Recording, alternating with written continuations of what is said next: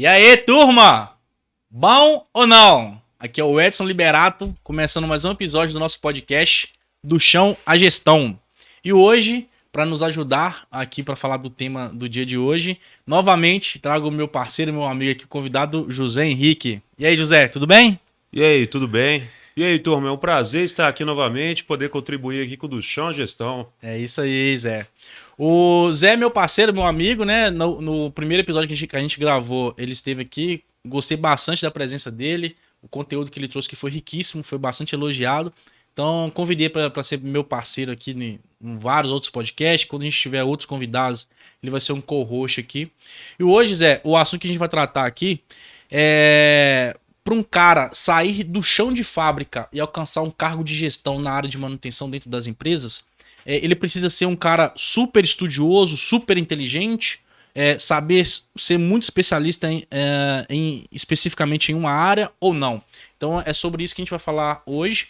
Mas antes de propriamente entrar mais nesse assunto, eu queria falar com os nossos patrocinadores, né? Semelhante ao primeiro episódio, ainda a gente está engateando nessa área de patrocinadores, recebemos algumas comunicações por e-mail, mas ainda não fechamos nada. E eu queria deixar algo mais palpável para vocês entenderem o que seria, né? A gente pode trabalhar hoje com algumas tabelas. Se você quiser saber um pouco mais dessas tabelas, mande um e-mail para suporte@dochãoagestão.com.br, que você vai receber uma tabelinha que basicamente você pode aparecer em 3 lugares aqui no nosso podcast, tá? O primeiro lugar é em cima da mesa. Você pode estar com a sua logo aparecendo aqui o tempo todo durante a nossa conversa. O segundo lugar, que vai fazer uma mágica para vocês, você pode ter o seu vídeo institucional tocado ao vivo aqui no nosso podcast, semelhante a isso daqui, ó. Veja bem. Tá vendo? Se você tiver um vídeo institucional de 20 segundos, 30 segundos, o tempo que for negociado, você pode estar aparecendo aqui falando sobre a sua marca, sobre a sua empresa, para todo o nosso público. E o terceiro lugar, tá vendo a nossa logo aqui em cima? O do Chão à Gestão? Também você pode estar com sua logo aparecendo aqui o tempo todo durante o podcast, durante os cortes, durante todo o movimento, está sempre presente aqui no nosso conteúdo, tá bom? Só tendo em vista que nosso conteúdo é focado para a área de manutenção, né? A gente, com o nosso conteúdo aqui, a gente entende que a gente quer ajudar as pessoas que hoje estão no chão de fábrica a alcançar alguns conteúdos, a assimilar alguns conteúdos gratuitos, para que assim eles consigam dar o próximo passo na carreira e assumir o cargo de gestão dentro das empresas, tá bom? Começando agora aqui no nosso assunto, Zé, a gente tem uma falsa ideia, né, cara, quando a gente está começando a nossa trajetória, a gente ainda é novo nessa área, a gente tem a falsa ideia que a gente precisa ser muito inteligente, ser muito estudioso num assunto específico, e se a gente for reconhecido como uma referência naquele assunto, automaticamente você vai crescer dentro das empresas, assumir cargos de gestão, algo nesse sentido. E quando a gente olha para a prática, né, na realidade, não necessariamente é isso que acontece, né? Você precisa ter uma visão um pouco mais estratégica, uma visão macro, ter um overview geral, né, uma visão holística que a gente fala, para você conseguir ali saber o que fazer, o que não fazer, direcionar, delegar, saber com qual pessoa você pode contar ou não, uma visão um pouco mais macro. E antes da gente entrar propriamente dito no hoje, né, de como a gente está hoje, o que a gente enxerga hoje, vamos começar lá de baixo, lá da base, né? Você hoje você tem um cargo de gestão importante dentro de uma empresa no ramo logístico, uma empresa gigantesca. Você quando estava lá nos seus primeiros passos na escola, no ensino fundamental, sei lá, primeiro a quinta série ou da quinta série à oitava série, como é que você era? Você era um cara muito estudioso? Era aquele cara dedicado? Era aquele cara que só tirava 10? Era aquele cara que saía da escola, chegava em casa e ficava estudando? Como é que era os seus primeiros passos dentro da escola, assim, cara? Ô Edson, assim, eu estudava, mas não era aquele cara estudioso, dedicado o tempo inteiro, que ficava ali fazendo todos os para casa, todos os exercícios, não. Eu tinha algumas matérias que eu familiarizava mais, igual a área de exatas, eu gostava mais da área de exatas, mas não tinha a disciplina de ficar fazendo as atividades para casa e tudo. Eu gostava mais de pegar mais a parte superficial dessas matérias e aproveitar mais o lazer, a área de educação física, é a área que eu mais gostava, né? Ficar jogando bola. E isso é o que eu mais curti ali. Você chegou a estudar em escola pública ou escola particular nesse período? Cara, eu estudei em escola pública toda a minha vida. E tanto ensino fundamental, ensino médio, foram só escolas públicas. Entendi. E os seus amigos, os seus parceiros que, né, nessa época que você tinha um convívio, né? Com certeza tinha algumas pessoas que se destacavam, né, dentro da sala. Você tinha aqueles caras que eram muito bons, né? Só tiravam 10. Você tem contato com essas pessoas até hoje? O que que eles fazem? Qual ramo que eles estão? Se estão bem exercendo a profissão, seja lá qual for que eles tenham hoje, ou não? Ou você não tem mais contato com essas pessoas? Cara, eu tenho contato com alguns, e o engraçado é que na época de escola, eu sempre coloquei em mente que as pessoas que ficavam lá na primeira cadeira, copiando as matérias, fazendo tudo certinho, tirando notas excelentes, é que iriam ficar ricos no futuro. Queriam pegar cargos excelentes, cargo de gestão, cargo de coordenação. E na prática eu vi que não é isso que acontece. Alguns se deram bem, alguns conseguiram entrar na área de engenharia, alcançar um cargo de gestão, engenheiro, mas a grande maioria não. A grande maioria, não sei o que houve, quer dizer, na verdade eu sei, a gente vai passar aqui à frente, É. mas não conseguiram se dar bem. Cara, isso é muito interessante, né, cara? É um dogma. É um dogma que existe na sociedade, que você precisa ser muito estudioso, muito dedicado, abrir mão, abdicar de outras áreas da sua vida e focar nos estudos para que isso vá te gerar resultado lá na frente. E no último podcast eu falei, é uma coisa que eu acredito bastante, eu uso isso no meu dia a dia. A vida é um jogo de probabilidades. A vida é um jogo de probabilidades. Se você for um cara que estuda bastante, está sempre correndo atrás de conhecimento, está sempre desenvolvendo novas habilidades, a probabilidade de você alcançar sucesso naquela área existe. Você fica mais exposto a essa probabilidade de dar certo, mas não necessariamente quer dizer que você vai alcançar aquilo. Isso é uma coisa que você está correndo atrás, não quer dizer que você vai alcançá-lo. Simplesmente você se expõe àquela probabilidade e como você se expõe mais, a chance dela acontecer é maior. E também, ao contrário, também é verdadeiro. Não quer dizer que se você não quer dizer que se você não estudar, não se dedicar nem nada disso, não quer dizer que você não vai dar certo. Você simplesmente vai correr uma probabilidade menor, mas pode ser que aconteça, né? E é isso que acontece com muitas pessoas. Até falando de mim aqui, pegando o meu período estudantil, eu tive vários momentos, tá? Então vou falar aqui de forma bem separada, pegando, sei lá, da minha primeira série até a minha oitava série. Eu ainda peguei o final da transição do período do estudo que é hoje, do estudo bem antigo. Pra você ter ideia, quando eu tava, isso até é raro de falar, mas quando eu tava na primeira série, na segunda série, eu lembro que os alunos que faziam coisas erradas, as professoras ainda tinham autoridade de ir lá e bater no aluno. Você pegou isso? Bater eu nunca cheguei a ver, não. Minha professora. Já vi colocar de castigo em frente ao quadro, colocar para escrever várias frases no quadro. Eu tinha uma professora no primeiro ano que ela batia nos alunos, se não fazia dever nem nada. Eu peguei isso nos anos 90. Já Olha apanhou isso. muito? Cara, eu não sei, eu não lembro. Eu acho que minha mente deve ter apagado isso na minha memória. Realmente eu não falar assim, cara, esse dia eu apanhei porque eu não fiz dever, eu não lembro. Mas na primeira série até a minha, sei lá, sexta, sétima série, eu era um cara bem mediano, assim. O que quer dizer um cara mediano? Eu não era aquele cara que tinha dificuldade para aprender as matérias, mas também estava longe de ser aquele cara estudioso. Eu não. Por exemplo, eu estudava na sala de aula. Eu não chegava em casa e ficava horas e horas estudando o que foi falado dentro da sala, se tem algumas matérias que vão ser faladas amanhã, se eu já tentava antecipar aquele conteúdo. Eu não era esse tipo de cara. E o segundo período foi da minha sétima série até minha formação. Eu acho que a última vez que eu fiz dever de casa foi na minha sétima série. A última vez. Entrei na oitava série, mudou os alunos que estudavam comigo, mudou as minhas companhias. E, cara, você acaba sendo igual a maioria, né? Então, comecei a ser um cara menos dedicado do que eu já era. Na minha oitava série, no primeiro ano, segundo ano, o terceiro ano, eu sobrevivia com minha capacidade de interpretar o que os professores faziam e colocar isso na prova. Não porque eu me dedicava para poder estudar o que estava sendo feito, para me preparar para as provas ou algo nesse sentido. Realmente eu era um cara ali que não estava longe de ser o pior da sala, estava distante de ser o melhor da sala, mas eu me dava bem ali. E, em contrapartida, eu tive colegas, né, que trabalhavam, que estudavam conosco naquela época, pessoas que eram muito acima da turma, pessoas que só tiravam notas altas, aquelas pessoas que se cobravam muito, como tiravam 8, tiravam 8,5, se cobravam muito que queriam tirar um 10, um 9. E também tinham pessoas na turma que, cara, a pessoa, não sei, cara, ela não entendia o que estava sendo explicado ali. Ela tentava, ela perguntava, mas chegava na prova só porrada.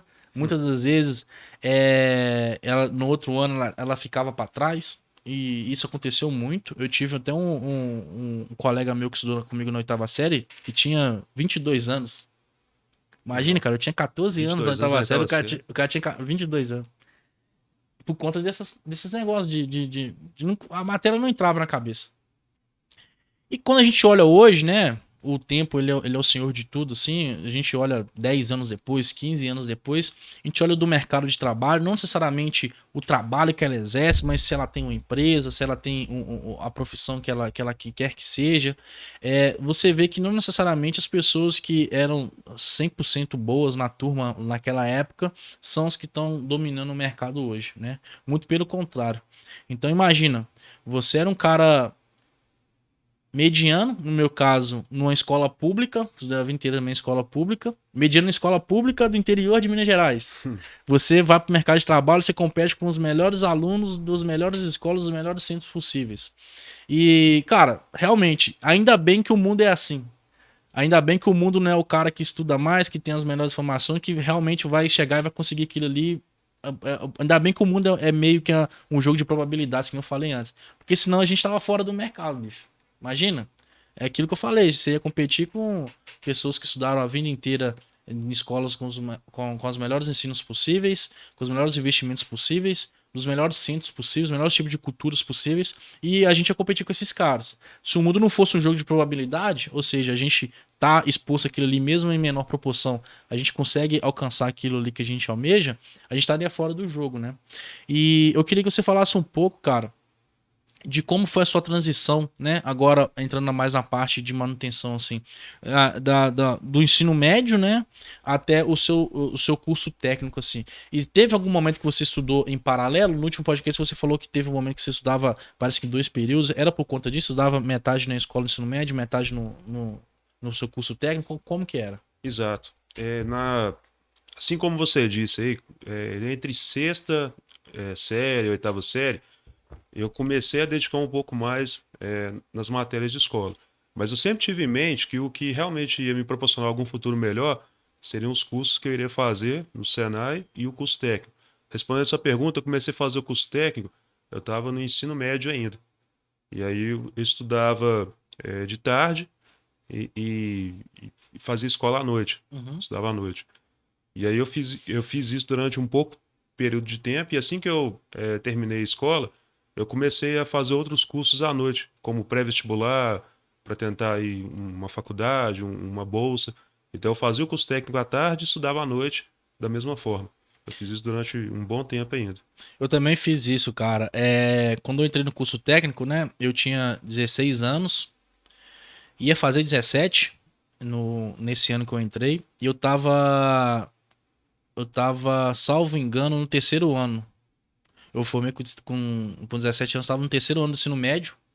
Então, eu estava de manhã no ensino médio e à noite eu fazia Senai. Então, eu chegava em casa, sei lá, meia-noite. A aula acabava 10h30, chegava em casa 11h30, meia-noite. E 5 horas da manhã eu tava de pé pra poder ir pra aula. Cara, a vida a gente tem que fazer alguns certos tipos de escolha. Eu me dedicava mais ao Senai do que ao meu ensino médio. Eu não foi algo racional, foi algo que aconteceu, mas eu me lembro do que nem como eu já vinha carregando essa performance mediana no ensino médio, eu não me importei de continuar sim no terceiro ano. Mas eu me lembro muitas vezes, cara, de durante as aulas do terceiro ano eu dormi. Uma aula que na minha cabeça eu julgava não tão interessante, algo nesse sentido, eu abaixava a cabeça e dormia, porque para um menino de 16 anos, cara, é pesado, né? Você estudar a noite inteira e chegar, dormir 3, 4 horas, acordar, já pegar o ônibus. Eu sempre morei muito longe das escolas que eu estudei, então eu sempre peguei 1 hora, 1h20 de ônibus para poder chegar. Na minha cidade é pequena, mas os centros são bem distantes, assim, o bairro que eu moro, que meus pais moram, são bem distantes. Então, eu chegava bem cansado na sala de aula, então começava ali as primeiras turmas, ia bem, chegou próximo na hora do recreio, eu já tava meio que cambaleando assim de sono. E eu dormia, né? Não tenho orgulho de falar isso, mas, cara, fez parte da minha trajetória, né? E foi assim até eu me formar com 17 anos. Aí depois eu continuei fazendo só o curso técnico. O curso técnico tinha duração de 1 ano e meio. Eu fiz o primeiro ano inteiro estudando junto. Me formei no ensino médio. Depois fiquei mais 6 meses só estudando à noite. Foi onde eu comecei também a fazer. Na verdade, eu comecei a fazer estágios, comecei a tentar buscar algo nessa área no dia a dia, né? E é engraçado, Zé, que, inclusive, no curso técnico também, a gente vê que o cenário do ensino médio se repete, né? Você também tem caras que se destacam bastante, você tem caras que se destacam menos do que o outro, tem uns aqueles caras medianos, e quando você vai ver que o tempo passou, né? Que nem eu disse, o tempo é o senhor de tudo, você vê que não necessariamente os caras que eram muito bons dentro da sala de aula do Senai são os caras que estão dominando a área de manutenção hoje, né? Você tem um caso interessante que você pode compartilhar conosco nesse sentido? Exato, ô Edson. Até contribuir que da mesma forma que você, ensino médio e curso técnico, eu ficava também bem cansado, mas eu sempre tive em mente que o que ia me proporcionar algum futuro era o curso técnico. Então eu não dedicava tanto ao ensino médio. E a minha meta, a minha estratégia era formar o curso técnico e conseguir um emprego na área.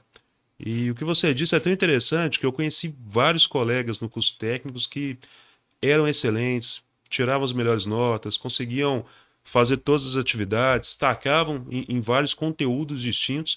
E eu não me destacava em todos os conteúdos distintos. Eu sempre tinha algumas matérias ali que eu tinha uma certa facilidade, eu ia bem, eu gostava mais, mas outras não. Outras eu não conseguia uma boa prática, não conseguia desenvolver tão bem.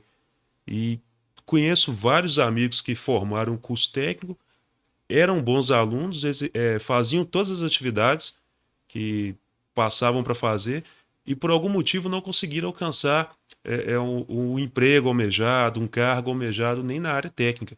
Muitos até desistiram e hoje acabam seguindo áreas que na época eu acredito que não seria a meta da pessoa ali de seguir.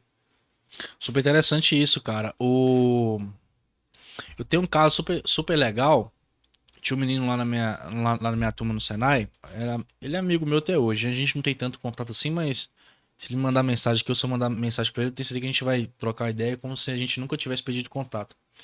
Tinha um cara na minha turma no Senai que ele era super inteligente mesmo. Prática zero. Ele era igual eu. Ele estudava, ele era mais novo, né? Eu, se eu não me engano, eu tinha 16 para 17, ele tinha 18 para 19.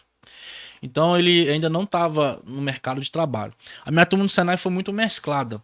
Ela tinha gente que igual a mim, mais jovens, tinha gente já trabalhando na área, então já tinha eletricistas querendo ser técnico, já tinha gente estagiando para poder em outras áreas administrativas, mas já dentro de empresa, eu nunca tinha trabalhado ainda dentro de uma indústria, por exemplo.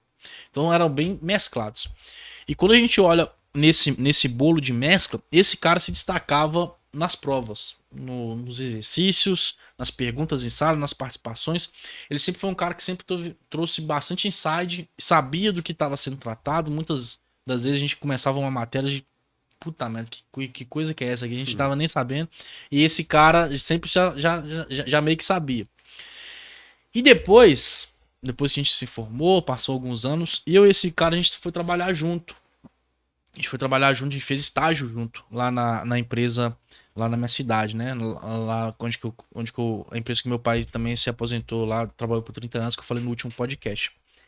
E quando a gente foi trabalhar junto, eu vi que esse cara que era super inteligente na sala, ele não era super inteligente porque realmente as coisas eram fáceis pra ele pegar, era super inteligente porque ele era extremamente dedicado. Então, eu via quando a gente ia pro campo, ele tem muitas dificuldades. Eu pensei assim, pô, mas por que esse cara tá tendo esse tipo de dificuldade, sendo que na sala ele meio que dominava essas questões?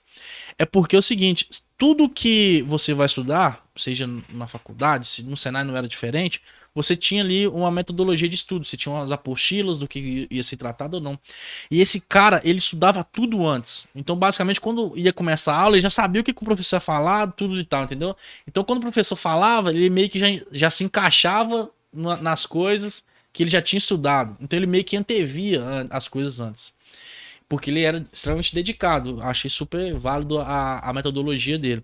É como se você tivesse no, sei lá, no ensino médio ou na faculdade, tivesse uma aula de geografia amanhã e você ia lá, lia as páginas de geografia tudo, amanhã o professor chegasse, você sabe o que que é isso? Ou você vai saber, sei. Aí todo mundo vê, pô, como é que você sabe disso? A gente... Já leu tudo antes, É, né? então.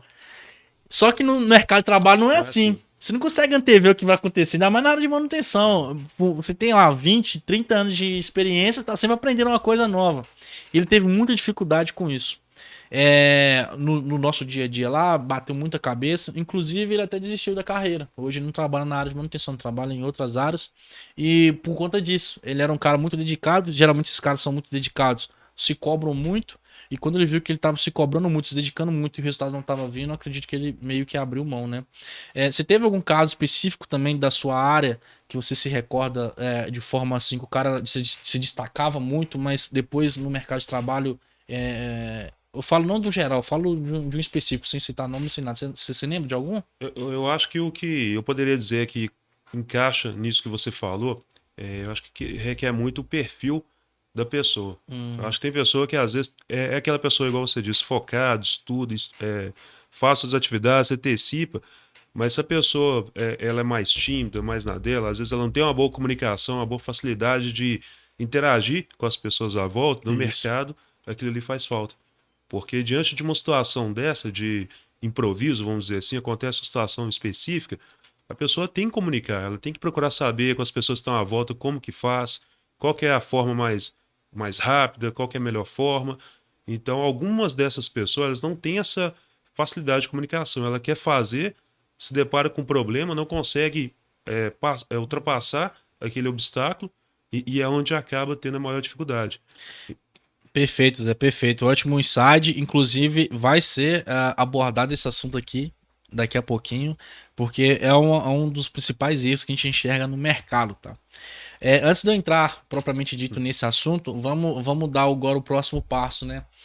Falamos do começo, né, do ensino fundamental, falamos agora do ensino médio, depois agora do nosso curso técnico, né? Que basicamente é a trajetória da maioria das pessoas que estão assistindo a gente aqui, que trabalha na área de manutenção, ou seguiu, ou vai seguir esse caminho que a gente está falando.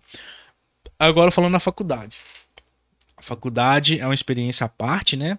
São 5 anos, no mínimo, ali dedicado. Você é formado em que mesmo, Zé? Formado em engenharia elétrica Ah, tá. e curso técnico em eletromecânica. Tá, eu também sou engenheiro eletricista. É... E é um caso à parte, cara. São 5 anos dedicado àquilo ali. Nesses 5 anos, muita gente vai ficando para trás. Nesses 5 anos, você acaba ficando para trás em algumas matérias e começa a estudar em outras turmas. Você não segue sempre com as mesmas pessoas, né? Por conta dessas particularidades, a faculdade é bem diferente do dia a dia. E você tem interação com muita gente, muitas pessoas, muitos perfis. Eu queria que você falasse um pouco do seu período na faculdade, assim. Você também enxergou esse padrão que a gente tem falado até agora, de um cara que era super dedicado na escola, mas não conseguiu transformar esse resultado no campo de batalha, ou um cara que era meio mediano, ou até meio esquecido na escola, e no campo de batalha ele conseguiu chegar lá na frente. Você também enxerga esse padrão na faculdade? Cara, enxergo sim, e em cima do que você disse, eu vivenciei isso. Eu nunca tive uma turma padrão ali na faculdade, uma turma que eu iniciei ali desde o primeiro período até o final. Para começar, hoje eu sou formado em engenharia elétrica, mas eu não comecei como engenharia elétrica, eu comecei como Hum, engenharia mecânica. E aí eu iniciei a engenharia mecânica numa faculdade, fiquei ali até o quarto período, que até o quarto período as matérias são padrões para todas as engenharias. E como eu estava atuando já na área como eletricista, aí o que eu pensei? Falei, cara, não faz sentido eu fazer engenharia mecânica trabalhando como eletricista. Eu quero aprender mais sobre a minha área. E aí, do quarto período em diante, eu mudei para engenharia elétrica. E aí eu saí de uma faculdade, na qual eu já fazia engenharia mecânica, já tinha o meu convívio com aquelas pessoas, e transferi para uma outra faculdade, que é a faculdade até próximo da minha casa, onde eu formei. E quando eu mudei, as matérias já não estavam todas certinhas naquela turma, então eu tive que pegar várias turmas diferentes. Tinha semana que eu passava em 3, 4 turmas. Às vezes caramba. passava uns 2 dias lá com uma turma, fazia um grupo de amizade. Às vezes passava em turma que às vezes eu não conseguia nem me encaixar em um grupo de amizade. Então isso aí foi um problema para mim. Porque em algumas turmas eu já tinha aquele grupo de amizade, conseguia me integrar facilmente num grupo para fazer determinado trabalho, mas em outras eu não conseguia ali interagir com ninguém, não conseguia me entrosar para entrar num determinado grupo, então eu tinha que me virar da minha forma. Isso foi me forçando a comunicar mais com as pessoas, a interagir mais com as pessoas. E é isso que você realmente vai precisar lá na frente. Quando a gente olha hoje em dia, olhando pra trás, a gente vê que foi uma baita de uma oportunidade, né? Você teve a oportunidade de fazer network ali com vários tipos de perfis diferentes, né? Pessoas que estavam ali na sua sala de aula e provavelmente hoje estão assumindo cargos altos, gerenciais dentro de outras empresas aí. E por ter um bom convívio com você lá atrás, isso pode te beneficiar de alguma forma. Mas eu tenho certeza que na fotografia daquele momento você não chegou dessa forma. Na fotografia daquele momento você chegou como um cara que ia pra aula, mas não tinha amizades com ninguém, eram meio que deixados de lado. E isso com certeza foi um peso muito grande pra você. Mas você se recorda de um cara que se destacava nessas turmas que você é, perambulou, vamos dizer assim? Você se recorda de um cara que se destacava bastante nas matérias, sempre era um cara que estava tirando boas notas e no mercado de trabalho ele não conseguiu chegar lá? Você se recorda de algum, Cara, sem citar nomes? me recordo de um que ele era bem inteligente nessa área, ele ia bem em todas as matérias, tirava boas notas, ingressou primeiramente na área de manutenção, só que diante dessas dificuldades mesmo de comunicação com as pessoas, de lidar mesmo, vamos dizer assim, lidar com a base ali da indústria, com o que a gente chama de peão, fica brincando às vezes, né? A gente é peão, a gente está na base aqui, não se adaptou muito bem a isso. E acabou tentando a área de aulas, de dar aula, professor, que isso acontece muito, que as pessoas às vezes elas se dão bem ali na área teórica, mas na parte prática ela não tem aquela que, não tem aquele conhecimento, não tem aquele dom, vamos dizer assim, de ir bem na área prática. Mas a área teórica, a área de dar aulas, acaba indo bem para essas pessoas. Outras pessoas viraram vendedores. Eu lembro de um específico, esse eu conheci bem. Cara, ele entrou na indústria, ele tentou, ele seguiu ali, seguiu até por um bom tempo, ficou uns 2 anos ainda na área de indústrias, mas não teve jeito, não conseguiu ir bem. Parte prática, eu lembro que ele entrou na área de elétrica, aí precisava fazer as instalações elétricas, cortar cabo, fazer ligação, e nas emendas dos cabos, né, nas junções ali, não ia bem de jeito nenhum. Não conseguia manusear as ferramentas. Então, e foi até isso que fez ele realmente largar a indústria e ir para essa parte onde você não precisa pôr a mão na massa, vamos dizer assim. E esse cara era super inteligente dentro do sala de aula. Super inteligente. E é o que as pessoas confundem às vezes.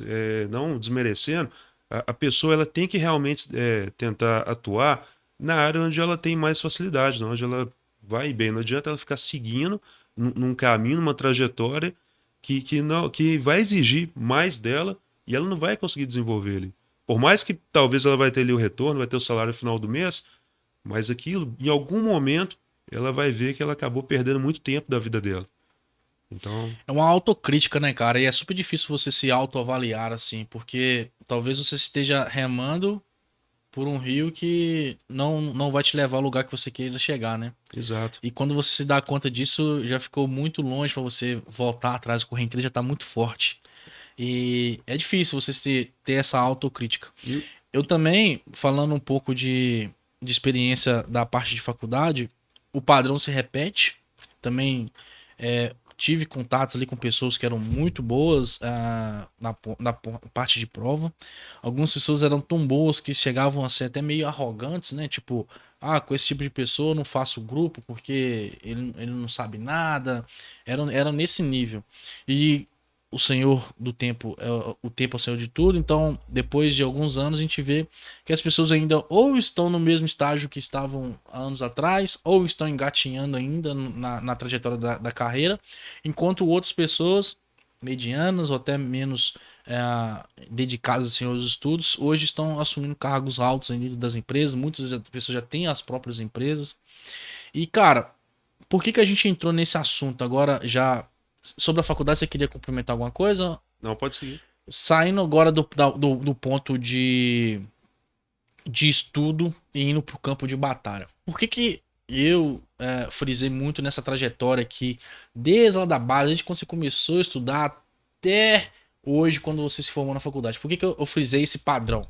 As pessoas que eram dedicadas inteligentemente iam pro campo de batalha não dava certo. Inteligente, campo de batalha não dava certo. Isso é um padrão na escola, um padrão no curso técnico, um padrão na faculdade e, pasmem, é um padrão no dia a dia do trabalho também. Não sei se vocês entenderam esse contexto, mas essa trajetória toda que nós contamos foi para chegar nisso. O que o Zé Henrique falou lá atrás, ele se encontra muito com a coisa que eu vou falar para vocês, uma frase que eu vou falar para vocês aqui agora. Há uns anos atrás, eu fiz uma postagem no LinkedIn, eu publiquei lá uma coisa que eu tava refletindo sozinho e eu falei assim, é a síndrome do Dr. House. Pô, como assim síndrome do Dr. House? Pra quem não sabe, o Dr. House é um programa americano, uma minissérie que conta a história de um médico que ele é extremamente inteligente na área que ele atua, ele conhece muito, ele é muito. Consegue resolver problemas complexos que outras pessoas não conseguem, mas pelo fato dele ter muito conhecimento, ele meio que acha que as pessoas em volta dele são dispensáveis, assim. Então, hoje, nesse programa, ele é o gestor de um grande hospital, ele responde para as pessoas, mas ele tem uma equipe debaixo dele. E, cara, a forma como ele trata o pessoal do time dele, a forma como ele trata as pessoas em volta dele, a forma como ele tem um relacionamento interpessoal é muito ruim. Ele fala que as ideias das pessoas são ruins, ele fala que as ideias dele são as melhores do que as dos outros, ele fala que as pessoas não têm competência para poder resolver um problema, por isso que recorrem a ele. Ele tem um relacionamento muito ruim interpessoal, só que ele é muito inteligente. Eles conhecem muito do que. Ele é um especialista na área dele.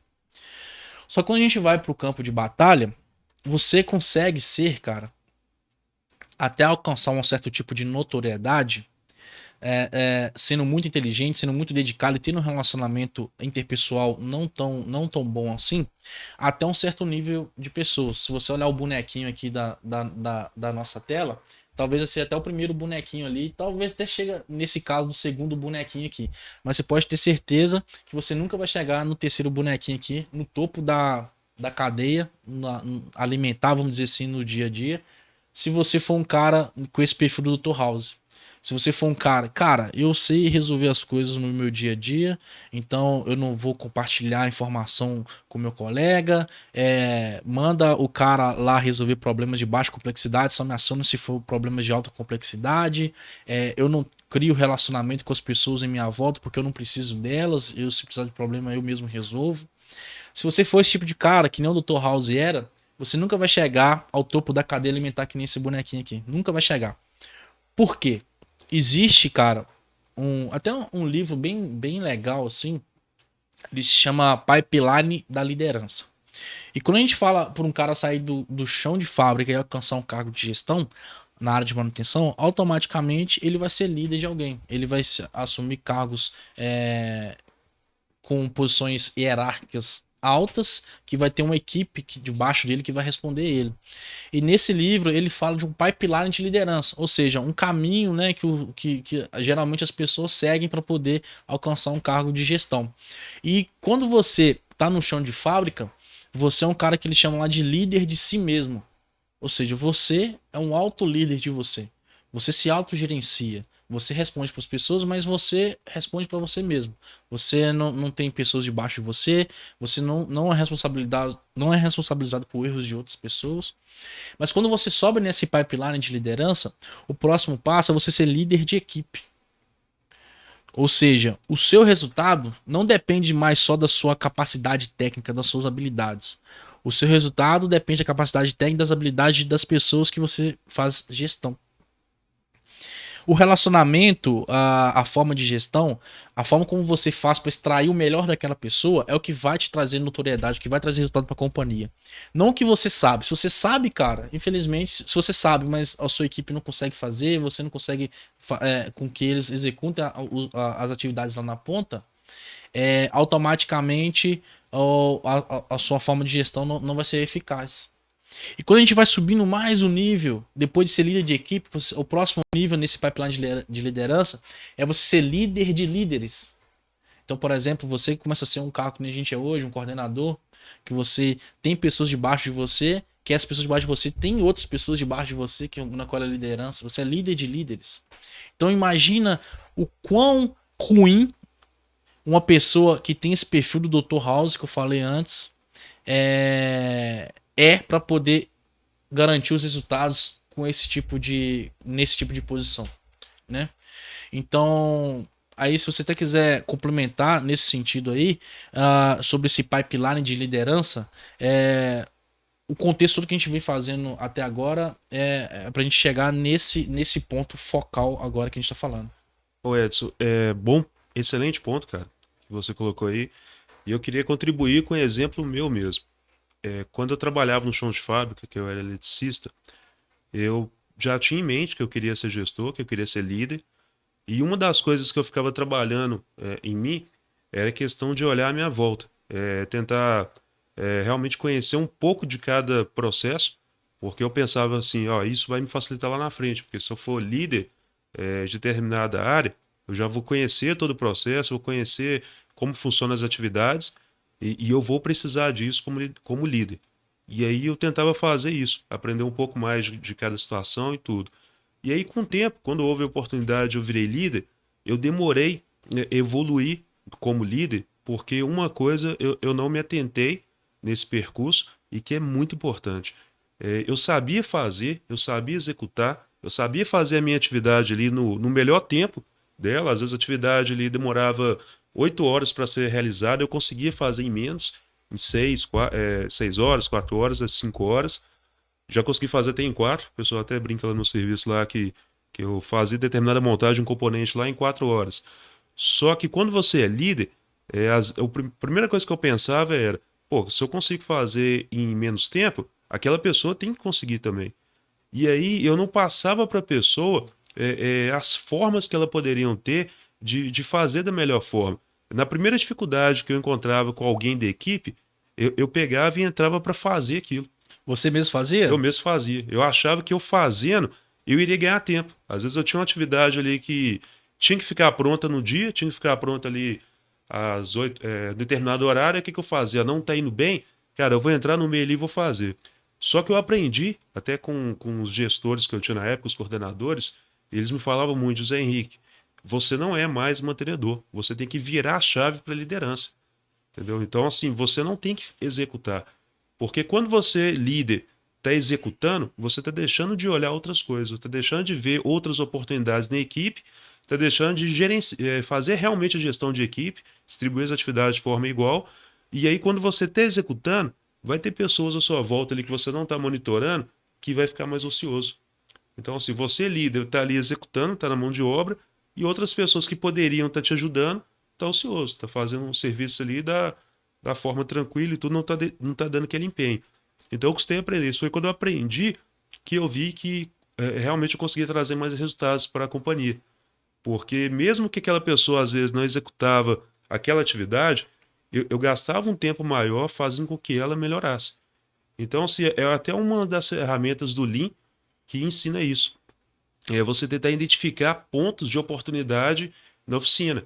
Então, assim, o que a gente pode fazer para melhorar, às vezes, o processo? Um Kaizen. O que é um Kaizen? É você tentar melhorar as células de trabalho, as ferramentas, tentar deixar de uma forma mais enxuta que você consegue ganhar lá na frente, que você consegue otimizar ao máximo o seu recurso. Aí eu começava a observar, pô, cara, por que essa célula está aqui? Às vezes ele está tendo essa dificuldade porque a ferramenta que ele precisa poderia estar mais próxima dele. Antigamente, a gente tinha um armário de ferramenta localizado na oficina que era comum para várias pessoas. Então, um dos pontos que eu coloquei em prática na empresa foi: por que não cada mantenedor ter sua caixa de ferramenta? Por que eu tenho que ter uma ferramenta comum? E aquilo ali eu comecei a eliminar tempo de desperdício, porque a pessoa às vezes tinha que deslocar determinada distância na oficina para procurar uma ferramenta. E aí as pessoas começaram a ter realmente suas caixas de ferramentas e começou a ganhar tempo nisso. Então eu deixei de ser um líder executor e passei a fazer realmente a gestão. E isso me ajudou muito. E um outro ponto também, entrando, que me ajudou demais, É que eu fiquei determinado tempo sendo líder de uma célula e liderando aquela célula, aprendendo sobre aquela célula e pensava, cara, eu tenho que realmente dominar aquela célula. E num determinado momento, um novo coordenador que entrou na oficina, ele me pegou daquela célula e falou, não, Zé Henrique, agora você vai ser líder daquela outra célula. E nessa outra célula eu não tinha conhecimento de nada dos componentes. Mas rapidamente, com esse aprendizado que eu tive na primeira célula, o que eu pensei? Eu não preciso saber necessariamente executar todos os componentes que tinha aqui. Até porque essa célula tinha mais de 300 componentes diferentes. Mas eu preciso o quê? Eu preciso gerenciar, fazer uma boa gestão. Então foi o que comecei a fazer. Comecei a identificar nas planilhas qual que eram os gargalos. Ah, o gargalo é determinada célula. E um dos pontos que eu acabei contribuindo, que eu acho que facilitou demais, é que quando eu entrei naquela célula, eu tinha pessoas específicas que eram responsáveis por montar determinados componentes. E eram somente aquelas pessoas que faziam isso. Então, se aquela pessoa passasse mal, se ausentasse, não fosse trabalhar, a gente ficava perdido. Não tinha ninguém mais que fazia aquela atividade. Então, eu comecei a fazer um rodízio entre as pessoas. Eu pegava aquele que era especialista e colocava para fazer uma outra atividade e colocava um outro junto com ele para aprender. Uhum. Por mais que aquela pessoa tinha uma dificuldade no primeiro momento, a gente não iria entregar aquele componente daquela mesma velocidade, com o tempo ele iria aprender. Eu comecei a gerar esse rodízio para não ter mais especialistas específicos, ter várias pessoas que conseguissem fazer várias coisas. Porque aí, na ausência de um, eu ficava preso nele. Eu conseguiria pegar outras pessoas e fazer essa gestão. E isso me ajudou demais. Cara, vou fazer uma pergunta sem saber a resposta, mas já imaginando. Quando você era esse líder executor, que na primeira dificuldade da equipe que você era gestor, você tirava eles de campo e você ia lá pôr a mão na massa e executava, você era um cara especialista naquilo. Você, na teoria, você era um cara lá do ensino médio da faculdade que tirava 10 em tudo. Só que teve algum, nesse período de tempo que você ficou nesse time, teve algum par seu que talvez tinha menos conhecimento técnico que você, mas tinha uma forma de gestão diferente, que ele subiu enquanto você continuou lá embaixo, né, na hierarquia da empresa? Teve. Teve sim. Isso te machucou? Cara, isso me fez repensar. Não vou falar machucar, mas me fez repensar. Porque Perfeito. eu tenho em mim que a gente tem que aprender com cada um que está à sua volta, tanto as coisas boas, tanto as coisas ruins. Entendeu? Para você se lapidar e tentar melhorar. Mas eu tive um conhecido que ele era líder no mesmo patamar que eu, e ele cresceu rapidamente. Hoje ele é coordenador de uma empresa, de uma grande empresa no setor logístico ferroviário também. E ele era assim, cara, ele sabia um pouco de tudo, ele corria atrás, ele fazia gestão ali de várias áreas, ele tinha uma ótima comunicação, comunicava com todo mundo da empresa, inclusive a questão de network, até lá dentro da minha empresa com outras oficinas, eu aprendi com ele, porque ele falava, Zé Henrique, você tem que sair um pouco aqui desse mundinho, cara. A empresa é grande, você tem que começar a expandir sua rede de contatos. Então, vai nas oficinas, troca ideia, conversa, interage, que isso vai te facilitar lá na frente. E foi assim que eu comecei a realmente progredir, que eu comecei a ir nos almoxerifados com ele, e ele trocava ideia com todo mundo no almoxerifado, conversava com todo mundo, sabia um pouco de tudo, e tudo que ele queria, que ele precisava, ele alcançava. Lá na oficina tem o que a gente chama de SLA, que é um procedimento para você estar requisitando materiais. Então o almoxerifado ele tem um tempo lá de 2 dias, 3 dias para poder te atender.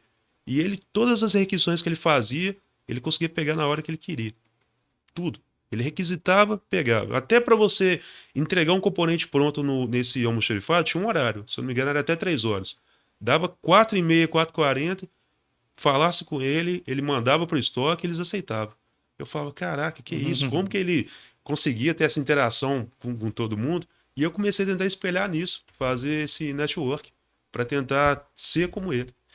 Cara, super interessante. O network é uma das ferramentas que a gente pode utilizar para poder quebrar um pouco desse paradigma de ser especialista em algo. Mas o que, com certeza, o que mais te deu resultado, também o que mais deu resultado para ele, você. Foi tudo isso que você falou antes, né? Mudou as metodologias, fez seu time performar melhor, trouxe mais resultado para a companhia, automaticamente a companhia viu em você um potencial para você dar o próximo passo dentro dela. Mas olha que interessante, tudo que a gente falou até agora, olha como é que vai afunilando nisso que você acabou de falar. Você era um cara dedicado, um cara inteligente, tinha aquela síndrome do Dr. House, ou seja, eu sei fazer e as pessoas que estão aqui fazem pior do que eu, então eu vou lá fazer. E isso te prejudicou, né? Com certeza você já deu o próximo passo na sua carreira, mas talvez poderia ter dado antes. Bem antes. Ou talvez se não tivesse mudado, poderia estar nesse patamar até hoje, né? Então, olha como que esse assunto é super legal. Eu também, cara, eu tenho histórias bem legais nesse sentido. Eu tenho até um conhecido meu também que trabalhou comigo durante muitos anos numa empresa, que ele é. Cara, a gente era técnico, né? Na época, a gente tinha esse nível ainda. E ele se destacava dentre os outros técnicos. Se destacava.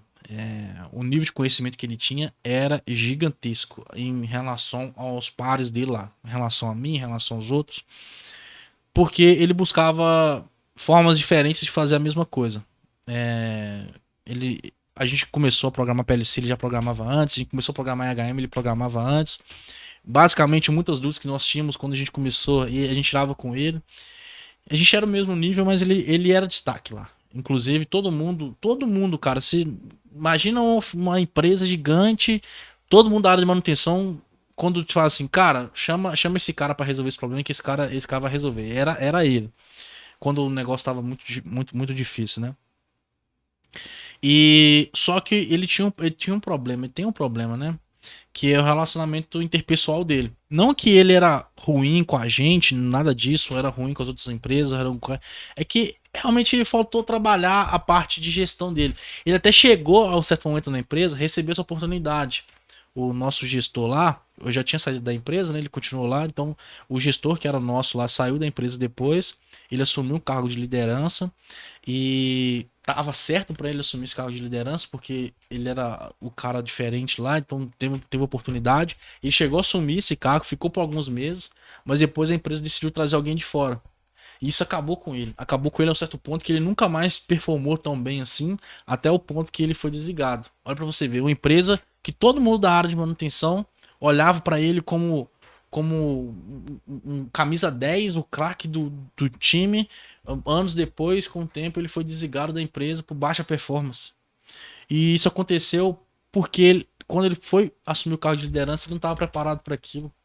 É excelente que você também colocou aí, que eu conheci alguém assim, na empresa, no cargo de liderança.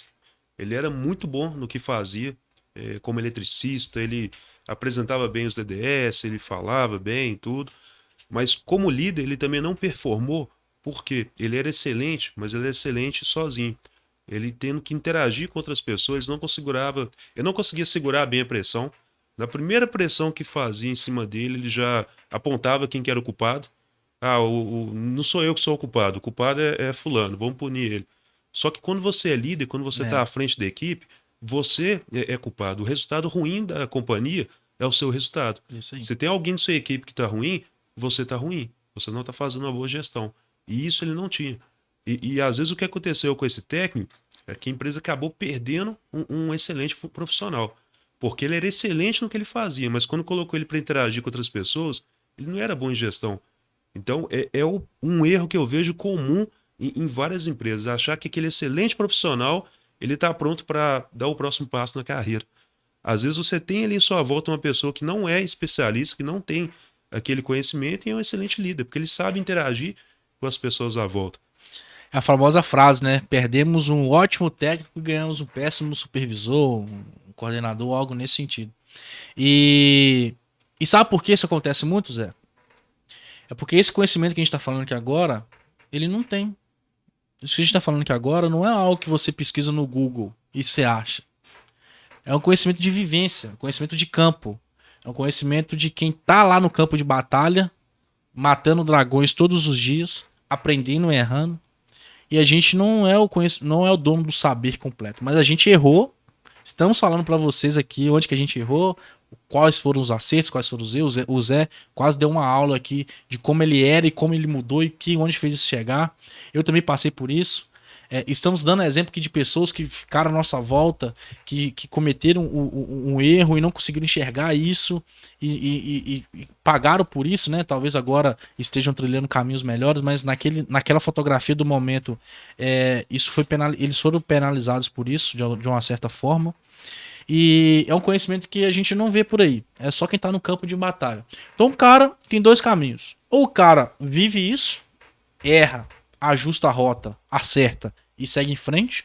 Ou o cara aprende com o erro dos outros, com esse conteúdo que a gente tá dando aqui agora, evita esse erro e cometa outros erros. Ou seguir em frente outros caminhos, entendeu?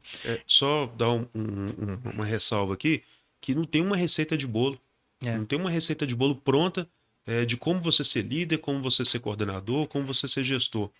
Isso é todos os dias. Todos os dias eu aprendo alguma coisa, todos os dias eu cometo erros, eu ajo de uma forma ali que depois eu paro para pensar, pô, eu não deveria ter agido dessa forma, mas se você está aberto para receber críticas e ser resiliente em aprender com elas e melhorar, você vai conseguir alcançar o sucesso. É isso que tem que ter em mente.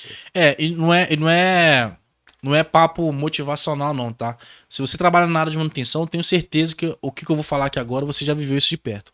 Provavelmente você é essa pessoa, ou provavelmente você já trabalhou com alguns técnicos que trabalham na empresa, sei lá, há 15 anos, há 20 anos, há 25 anos. Você trabalha com essas pessoas que fazem 20 a 25 anos a mesma coisa. Ela tá na mesma função, na mesma empresa, em termos chulos, apertando o mesmo parafuso durante 25 anos.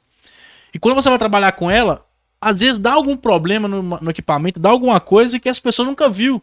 E ela apanha daquele equipamento, ela demora a resolver ele. Grande parte ela tem aquele conhecimento prévio, então ela vai bem, mas acontece muito. Imagina você fazer 20, 25 anos a mesma coisa e ainda não ter um domínio total sobre aquilo.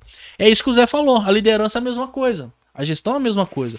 Você fica vivendo aquele dia a dia, você aprende com os erros dos outros, você assimila aquilo, você coloca em prática, você erra, você ajusta a rota, e isso até o final da sua carreira. Não tem receita de bolo que a gente chega e fala assim, cara, siga esse passo, fale com as pessoas dessa forma, interaja dessa forma, amanhã quando você chegar na sua empresa, tenha esse tipo de perfil, que isso vai dar certo. Não, de novo, voltando no mesmo conteúdo que nós falamos mais cedo no outro podcast, a vida é um jogo de probabilidade. Você pode chegar aqui e executar tudo isso aqui que a gente está falando, você vai ficar exposto a uma probabilidade maior de conseguir dar certo e dar os próximos passos dentro da sua carreira, mas se você não quiser fazer nada disso, pode ser que isso aconteça, mas você vai estar exposto a uma probabilidade menor, tá bom? Ô Zé, eu queria até contar um caso meu também na parte de gestão, que como ter essa visão de forma, cara, quase que, vamos dizer assim, por sorte, ter essa visão por quanto me ajudou na minha trajetória. Como eu contei no último podcast, nos próximos a gente vai entrar um pouco mais a fundo disso. Eu comecei na área industrial, então trabalhei na área de siderurgia, trabalhei na área de prestador de serviço, trabalhei na área alimentícia, e hoje eu sou coordenador de manutenção de empresas de um ramo de varejo. Estou há 4 ou 5 anos nesse ramo já. E, cara, se eu tivesse a cabeça, que nem você falou, que nem a gente tá falando aqui o tempo todo, de ser especialista naquilo, você especialista em elétrica, você especialista em programação, você especialista nesse equipamento, naquilo outro, como que eu assumiria um cargo de gestão na área de varejo, por exemplo? Que não tem nada a ver com indústria. Como? Como que você, na última podcast, falou que trabalhou na área avícola? Como que você vai assumir um cargo de gestão na área avícola que não tem nada a ver com varejo, nada a ver com indústria? Então, quando você fica bitolado em ser especialista em alguma coisa e só se fecha para aquele mundo, e quando você chega a esse patamar de ser especialista em algo, você acha que não precisa estudar mais nada, aprender mais nada, não precisa abrir mais a sua visão de forma holística, você se prende àquele mundo, você fica limitado. Amanhã vai aparecer uma oportunidade em outra área, amanhã vai aparecer uma oportunidade em outra empresa e você não vai estar preparado para isso. E sem contar, Edson, desculpa te interromper, que se você é um especialista daquele setor, quem vai te substituir? Se você não colocar alguém ali, ensinar a pessoa a fazer o que você faz, o seu gestor não vai te tirar dali. É isso aí. Ou então você pode conseguir um cargo, uma oportunidade dentro da própria empresa atual, você vai sentar lá, não vai se desenvolver, que nem foi o caso do meu amigo que eu citei antes, e você vai, o seu castelo que você tem hoje, né, você tem 15, 20 anos de empresa, o seu castelo que você tem hoje vai desmoronar. E você vai ter que ir pro mercado. E eu te falo, Se você não tá antenado com essas mudanças, o mercado vai te engolir. Porque tem gente que vai competir com você que tá nessa pegada. Então vai ser uma briga meio que injusta ali. Isso é super importante que a gente falou aqui, cara. O fato da gente. Então, qual que é o caminho, Edson? Você falou tanto do que acontece, mas qual que é o caminho, então, que a gente deve seguir? Qual é o caminho que a gente deve se preparar, etc e tal? Cara, o caminho que a gente vivenciou na prática, a gente conversou com outras pessoas ao nosso redor, pessoas que já chegaram em cargos que nós queremos chegar, já conversamos com diretores, CEOs de empresa, da área, ramos de manutenção, de ramos diversos, e o caminho basicamente é o mesmo.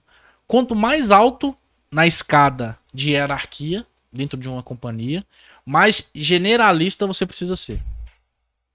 Existem dois termos: especialista e generalista.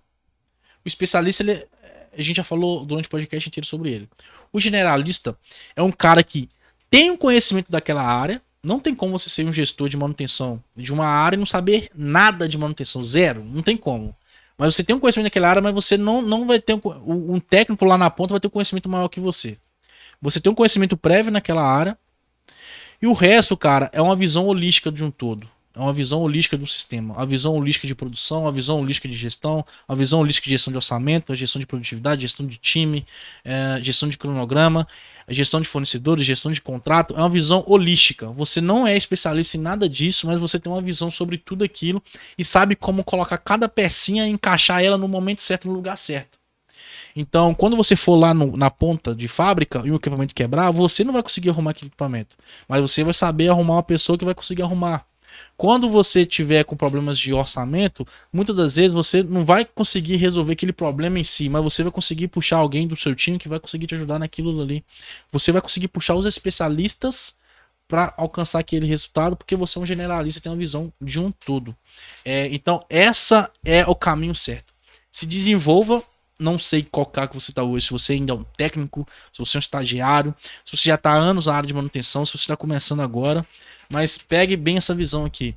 Se desenvolva de modo generalista. Aprenda sobre tudo, inclusive sobre áreas que você não tem relação sobre hoje. Não tem relação hoje dentro da companhia. Tente aprender um básico sobre todas essas áreas e como essas áreas se conectam dentro da companhia, como essas áreas se conversam. E lá na frente, quando surgir uma oportunidade para você alcançar um cargo de gestão dentro dessa empresa, alcançar um cargo de gestão em empresas correlacionadas ou empresas parceiras, ou empresas de outras áreas, você vai ter uma visão que vai conseguir linkar todos esses pontos, tá bom? Porque equipamentos, cada empresa tem o seu. O equipamento da empresa X só tem na empresa X. O equipamento da empresa Y talvez só tem na empresa Y. Mas gestão de orçamento, gestão de pessoas, gestão de cronograma, qualquer empresa é tudo igual. A mesma coisa.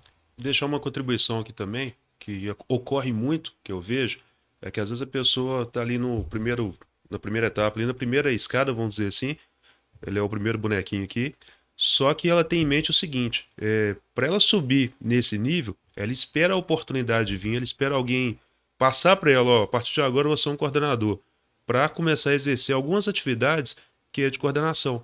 Então ela espera, ela fala, cara, eu não sou pago para isso, então não vou dar esse passo, eu vou esperar.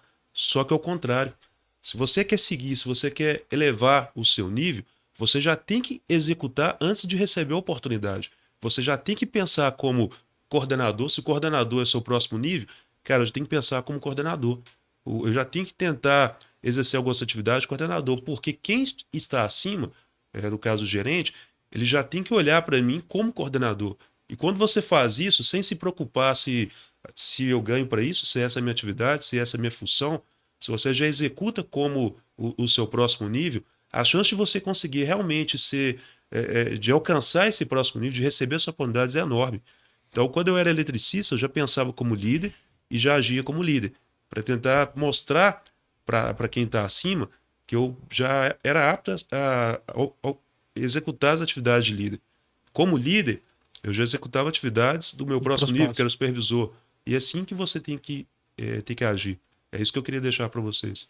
Novamente, para finalizar aqui, é um tipo de conteúdo que você não encontra no Google, no YouTube, de fácil acesso de forma didática. Então, essa é a contribuição aqui do nosso podcast, né? o Do Chão à Gestão.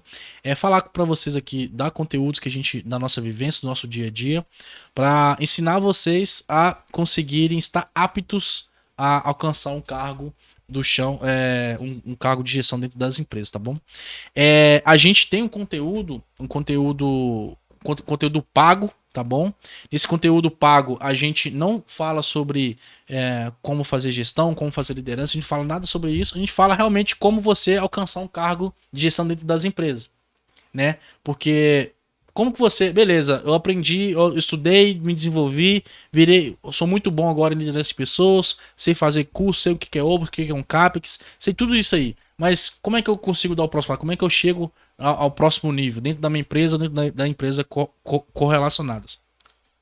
Existe uma metodologia que a gente consegue fazer isso, né? Através de currículos, de LinkedIn, de entrevistas, ao modelo padrão, voltado para a área de manutenção. A gente lançou esse curso, foi em outubro, não foi? Outubro. A gente lançou esse curso em outubro. A gente teve um aluno lá nesse curso, foi o primeiro lançamento nosso. A gente teve um aluno, esse aluno conseguiu. Alcançou esse cargo de gestão muito rápido, então por isso que a gente teve essa tranquilidade de a gente começar a fazer esse podcast, porque a gente viu que a metodologia ela realmente ajuda as pessoas no que ela se propõe. E a gente vai estar disponibilizando para vocês nesse link aqui embaixo, na descrição, uma lista de espera, tá bom? Então vai ser lá um site que você vai deixar o seu contato, e lá na frente, quando esse curso for reaberto, porque você não consegue comprar ele toda hora, você vai ser avisado em primeira mão aí, vai conseguir entrar nesse patamar aqui, tá bom? Então só para vocês ficarem ligados nesse tema. Zé, queria agradecer aqui a presença de você. Foi super produtivo o nosso bate-papo. Acho que as vivências de quem trabalha na área de manutenção são muito balizadas no que a gente falou aqui hoje, né? Então a gente pegou desde o começo lá, desde a primeira série até o cara se formar, sempre focando. O cara que era especialista, era inteligente, no campo de batalha dá problema. No campo de batalha dá problema. No campo de batalha dá problema. E depois nós explicamos o porquê que dá problema.